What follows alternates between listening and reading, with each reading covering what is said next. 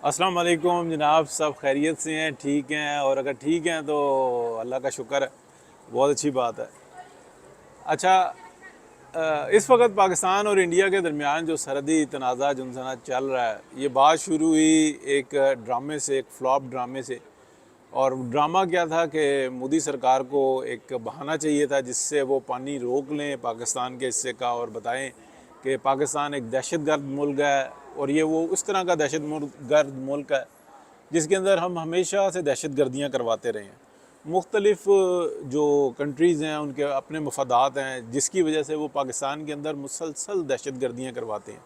बम धमाकों से लेके हर किस्म की जो है वो पाकिस्तान के अंदर तकलीफ़ दह सूरत हाल को बना कर रखते हैं। इसमें सबसे बड़ा जो इस वक्त पाकिस्तान को मसला है वो है अफ़गानियों का। अफ़गानियों को तकरीबन 40 साल हो गए हैं, जैसे भी थोड़ा ज़्यादा हो गए हैं, कि मिलियंस ऑफ अफ़गानीज़ जो उनसे ना वो पाकिस्तान के अंदर मौजूद हैं और पाकिस्तान के सिस्टम को डिस्ट्रॉय कर रहे हैं।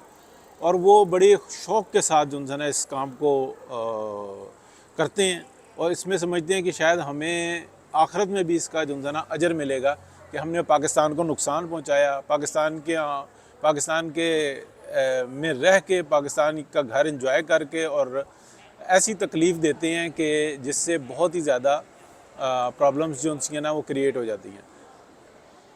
यही वजह थी कि हमने देखा कि एकदम जब फ़ैसला कर लिया गया और उस पर अमल दरामद शुरू हुआ तो जाफ़र एक्सप्रेस का वाक़या हुआ। इससे पहले भी बहुत सारे वाक़यात चल रहे थे। BLA और डिफरेंट जो तंजीमें हैं वो पाकिस्तान के मुतालिक जो उनसे मुख्तलिफ़ जो सरगर्मियाँ थी उसमें मुलविस थी। लेकिन जब मोदी साहब को आप कह लें कि खीरे खाने का शौक़ हुआ, और खीरे खाने का ये मिसाल दी जाती है कि जंगल में जो गीदड़ होते हैं वो कहते हैं कि चलो गांव चल के ना खीरे खाते हैं, वहाँ पे फसल लगी हुई है, खीरे खाएंगे, बड़ा मज़ा आएगा। जब वो पहुँच जाते हैं तो डांग सोटे लेके गांव वाले तैयार होते हैं, और फिर उनको मार मूर के उनके खाले उतार के उसके अंदर डंडों में फंसा के तो लटकाते हैं। तो फिर गीदड़ जो होते हैं आपस में बातें करते हैं कि यार ये हमें नहीं करना चाहिए था। इस वक्त में क्या हुआ कि दो गीदड़, यानी कि एक ट्रम्प साहब जिनको शौक़ हुआ तो वो चाइना के गांव की तरफ गए और टैरिफ लगाए। टैरिफ लगाने के बाद उनकी अपनी ऐसी तैसी फिरी। इस चीज़ को ठंडा करने के लिए प्लस और बहुत सारे अवामिल के पाकिस्तान को किस तरीके से नुकसान पहुंचाया जाए, इंडिया को पिन की। और जो दूसरा गीदड़ था वो था मोदी साहब को ये कैलकुलेशन ही किसी ने नहीं सिखाई, या सिखाई हुई भी थी तो उन्होंने उसको पसे पुश्त रख दिया। कुछ इलेक्शन का चक्कर था, कुछ और वजूहत थी, और कुछ इनके दिमाग जो ना काम भी इतना ही करते हैं कि पाकिस्तान एक ऐसा कंट्री है कि जिसको इस हद तक पूरी दुनिया मिल के दबाती है, नुकसान पहुँचाती है कि ये किसी तरीके से अपने पैरों पर ना खड़े हो जाएं। लेकिन वो दबाती है मुख्तलिफ़ तरीक़ों से, लेकिन डायरेक्टली जंग नहीं लड़ती। यानी कि पाकिस्तान को के अंदर मार्शल लगवाए जाते हैं, और अमेरिका से लेके पूरा यूरोप उसको सपोर्ट करता है और खूब फाइनेंस करता है। लेकिन पाकिस्तान की आवाम का और पाकिस्तान के सिस्टम का जो है वो बेड़ा गर्क होता है। इस वक्त की सूरत हाल में आपको बताता हूँ, मैं बातों को घुमा घुमा के कर रहा हूँ। जो सूरत हाल बनी हुई है, यानी कि मोदी साहब चढ़ दौड़े, और मोदी साहब को ये पता लगा कि ये ड्रामा ही जो है ना फ्लॉप ड्रामा है। और जब पाकिस्तान को इन चीज़ों का कंफर्म हो गया कि ये एक इंडियन ड्रामा है, तो पाकिस्तान ने इस बात को जाना कि इंटरनेशनल जो सोसाइटी है उसको ये कहा जाए कि आओ हम एक न्यूट्रल जो है ना इंक्वायरी करते हैं जाफ़र एक्सप्रेस पर भी, और इस इंडियन ड्रामे के ऊपर भी जो मकबूजा कश्मीर के अंदर, मकबूजा जम्मू कश्मीर के अंदर भारतीय काबिज़ फ़ौजों ने रचाया। अब मैं एक टेक्निकल बात करने लगा हूँ। हम लोग सब गूगल पे सर्च करते हैं, मुख्तलिफ नॉलेज लेते हैं, ग्रुप्स में डिस्कशन होती हैं।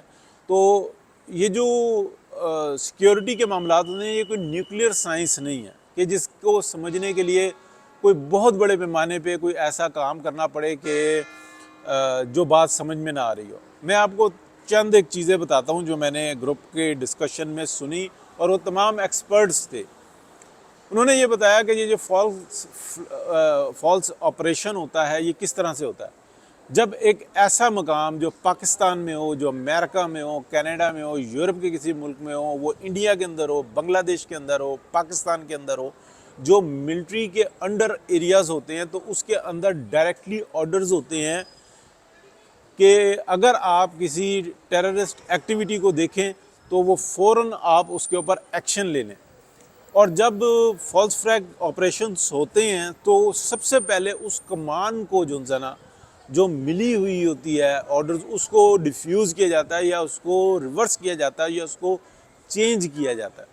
इंडिया में जिस टाइम में ये जो इंडियन यानी कि मिलिट्री के एरिया के अंदर जब ये एक्शन हुआ, जिसको ये इन्होंने खुद अरेंज किया, तो उस वक़्त में विद इन सेकेंड्स कॉल्स जाना शुरू हो गई। और जब कॉल्स जाती हैं तो एकदम से वायरलेस जो है ना, वो अलर्ट होते हैं कि इस जगह पे जो है एनिमी, जिसको मैं दुश्मन कह रहा हूँ, वो मौजूद है और वो लोगों की जान ले रहा है। और बकौल इनके ये 20 मिनट या आधा घंटा तक जो है ना, ये मारते रहे लोगों को। तो ये जो वायरलेस हुए हैं, इन वायरलेस के तमाम रिकॉर्ड जो है ना, उन एजेंसीज़ के पास मौजूद होते हैं। और जब तक उसको वो समझते हैं कि ये ज़रूरत नहीं रही है, उस वक़्त तक ये रिकॉर्ड मौजूद रहता है। तो जब ये इंडियन आर्मी ने ये सब कुछ किया तो ये वायरलेस के ऊपर ये तमाम इंफॉर्मेशंस जाना शुरू हो गई। और जब ये जाना शुरू हो गई तो जब अगर इसकी इंक्वायरी होती है तो न्यूट्रल्स जो आएंगे, वो आने के बाद सबसे पहले जो वो काम करेंगे वो ये कहेंगे कि यहाँ की जितनी लाइंस हैं ना, उनके जो मैसेजेस हैं वो हमें सुनाए। तो जब वो मैसेज सुनाए जाएंगे तो वो बिल्कुल वजाहत के साथ होंगे कि यहाँ पर हमने क्या एक्टिविटी करनी है, हमने जब ये सब कुछ कर लिया तो उसके बाद एक्शंस क्या होंगे, क्या आपने प्रिपरेशन की उस वक़्त में, क्योंकि ये नाहल निखट्टू नलायक हैं। क्या आपने कहा कि इस एरिया को कवर कर लो, यहाँ पर एनिमी मौजूद है और एनिमी को हमने किसी सूरत निकलने नहीं देना। तो ये तमाम रिकॉर्ड जो है ना, ये बिल्कुल वजाहत के साथ बताता है कि ये इंडियन आर्मी का अपना रचाया हुआ एक ड्रामा है, जिसमें उन्होंने रिस्ट्रिक्ट किया था कि किसी भी किस्म का जो ये एक्शन हो रहा है उसके अगेंस्ट आपने कोई काम नहीं करना। और यही वजह नज़र आती है कि वहाँ के जिस जगह पे ये वाक़या हुआ है, वहाँ पे जगह जगह पर जो है ना, इंडियन आर्मी के सोल्जर्स मौजूद होते हैं, इंटेलिजेंस एजेंसी बहुत बड़ी तादाद में मौजूद होती है। और वो तमाम के तमाम इस वाक़े को अमल में लेकर आ रहे थे, ना कि उससे अवाम को बचा रहे थे। तो ये जो लोगों को मारा गया है, जिस तरीके से मारा गया है, उससे भी बिल्कुल वाज़ेह हो जाता है कि ये क्या हुआ है। जैसे कि खातून की वो वीडियो आ जाती है कि वो बताती है कि हम भेलपुरी खा रहे थे, वो आया और उसने समझा कि ये जो मेरे हस्बैंड के साथ बंदा है वो मुसलमान नहीं है, तो उसने उसको मार दिया। हालांकि वो मुसलमान था, उसकी दाढ़ी भी आप देखें, उसकी लाश सामने नज़र आती है। तो ये जो बाकी की लाशें हैं वो कहाँ हैं, किस तरीके से हैं, और वो औरत क्या विधवा हो गई है यानी कि बेवा हो गई है, कोई चीज़ जो है ना क्लियर नहीं है। और अगर बेवा हो गई है तो उसके शौहर की लाश कहाँ है, वो भी क्लियर नहीं है। या उसको बाद में मारा गया, उसके साथ क्या बीती, ये भी क्लियर नहीं है। कोई चीज़ क्लियर नहीं है, इसलिए कि इंडिया दिखाना ही नहीं चाहता। इन सब को पता चल चुका हुआ है। ये बिल्कुल एक तरीके से चलने वाला मेथड है जो इंडिया हमेशा से ड्रामे करता रहा है। तो मैं बिल्कुल इस बारे में जो है ना क्लियर हूँ कि अगर इसकी इंक्वायरी हुई तो ये सब कुछ हो जाएगा। बहरहाल ये क्यों हो रहा है उसके ऊपर मैंने आपको पहले तफसील से बताया कि दुनिया के अंदर जब गीदड़ जो हैं वो खीरे खाने के लिए निकलते हैं और जो उनका ऑपरेशन है जब वो फेलियर की तरफ जाता है तो बाद में वो ऐसी बातें कर देते हैं। इस वक्त में पूरी दुनिया में जो लीडिंग पावर है वो अमेरिका है और उसके बाद अगर कोई लीडिंग पावर है तो वो चाइना है। इन दोनों की लड़ाई के अंदर जो बंदरकोट लग रही है वो गरीब आवाम को लग रही है और इंडिया जो है वो अपनी औकात से बाहर निकला है, नो दौलतिया है, उसने बार बार गलतियाँ की हैं।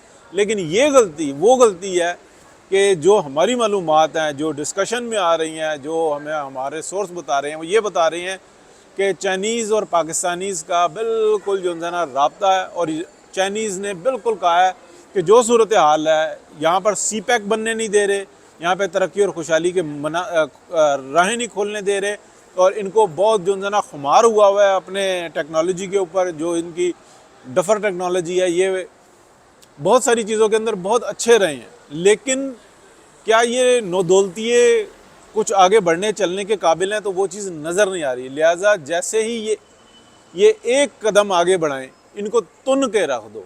ये बातें गलत हैं कि अगर यहाँ से एक फाइटर प्लेन इंटर होगा और वो 10 बम चलाएगा, तो यहाँ से 2 पायलट इंटर होंगे या 3 फाइटर प्लेन्स इंटर होंगे और वो 100 बम चलाएंगे। ऐसी बात नहीं है, बल्कि ये एक इब्तदा हो जाएगी और ऐसा नाकाबिल तलाफ़ी इंडिया को नुकसान पहुँचेगा कि जिसकी मिसाल नहीं होगी, और ये दोबारा पैरों पे खड़ा नहीं हो सकेगा। इनको अपने आप संभालना मुश्किल हो जाएगा। इतनी बड़ी तैयारी है जिसका इस वक्त में पूरी दुनिया जो उनसे ना अंदाज़ा नहीं लगा सकती। बहुत शुक्रिया जी, बात करते रहेंगे। बहुत शुक्रिया, अल्लाह हाफ़िज़।